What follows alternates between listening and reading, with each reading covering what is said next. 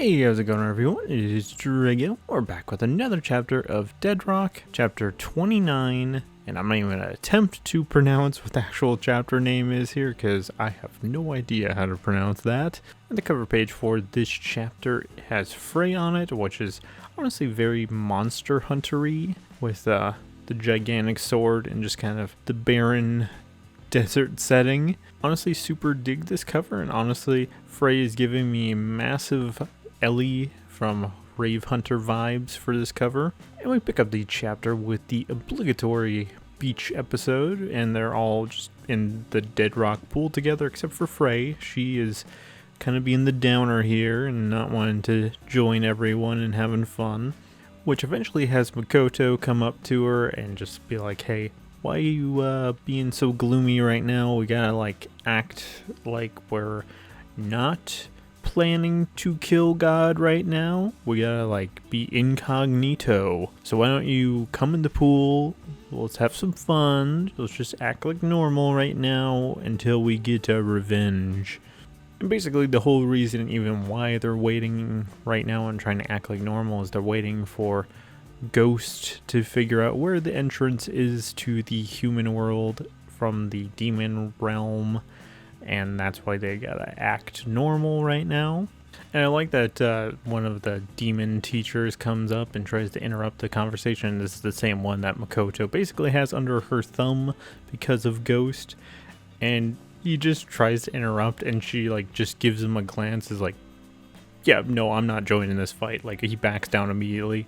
And just showing that one of the demon teachers is under Makoto's thumb must help out Frey a little bit, because she apologizes to Makoto and just decides to start swimming with everyone. Honestly, this is the most depressed person I've seen swimming ever, because she's definitely crying underwater here and thinking about Yakuto and how much she misses him. Which honestly, Frey really didn't have to wait very long at all to go to the human world, because right as she's underwater is when Ares approaches Makoto saying, hey, we think we figured out where the human world portal is. So we cut over to the tunnel that apparently leads to the portal to the human world, and there is just a ton of writing around all of this tunnel, and it's just different incantations, basically a giant bomb at the end of the day. And their additional problem is whoever was writing this, the only way to get rid of it is to get whoever was writing it to undo it. And if they potentially use that portal, it's going to blow up all of the school with the release of energy from the portal. You don't have to wait very long at all to get who was writing it to show up.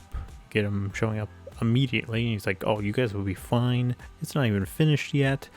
Don't worry about it. Which, very cool callback, because this guy that has been down here literally since the first chapter of Deadrock is the writer of these bomb incantations. And it's Bebel. And that's obviously where you get the chapter name. The second part of his name, and that is a pain in the butt to say. But he immediately breaks down about Yakuto and starts crying about him passing, which is where we start learning about his backstory and how he became friends with Yakuto and how much he misses him and what their grand plan was.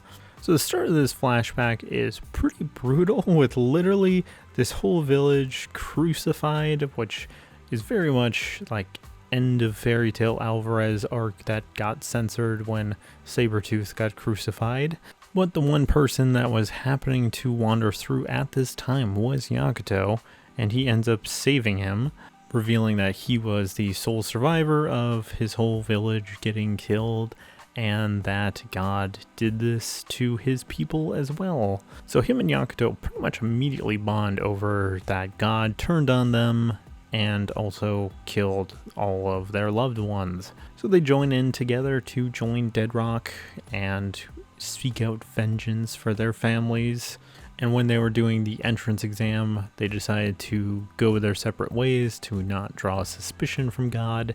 And also, since he looks different with the 4 arms, he decided he'd be the one to stay underground and write the bomb incantations, which it was going to take him half a year to write out all these bomb incantations, which dang dude, good luck hiding that for a year. But Yakuto was pretty much thinking of everyone else because he had one condition, and blowing up this school would be the last resort because he didn't want any innocent students to get hurt. He only wants the demon teachers and God himself to get blown up.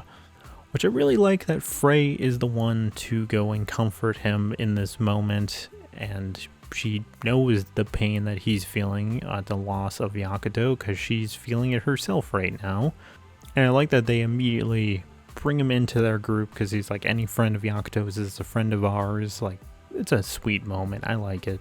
Which actually, he gives them some good intel because he's actually been to the world of the living once before, and he knows some people. He calls out a priest named Himiko.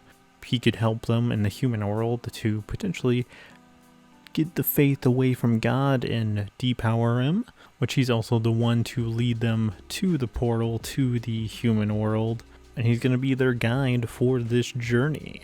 So Class F descends into the human world, and the final page of this chapter is a knight standing with a flag and saying the battle begins. Wouldn't shock me if this is some way Yakuto because of like the dragon horns. With that is the end of this chapter, so my thoughts. I do really like bringing it back to the first chapter and this mysterious guy that was lurking in the underground this whole time. Who was he? He was actually Yakuto's friend, and they were in cahoots this whole dang time. I actually quite like their backstory, and that they basically grew up together and had the same misfortune happen to their families.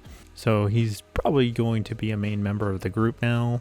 Also kind of crazy that they're all potentially going to be meeting in the same place and not even knowing it yet, because obviously Yakuto and his group are getting reincarnated right now, and they're just entering the human world. It'll be kind of interesting to see if they have any of their powers still, because now we're in the human world and no longer in the demon world. Also, it's just kind of interesting to see how Frey is processing all this, and it seems to be really affecting her, not having Yakuto in her life anymore.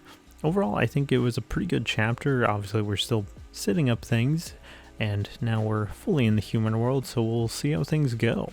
So what are your guys' thoughts? Leave it in the comments below. Thank you for watching, and this is Trago, signing out.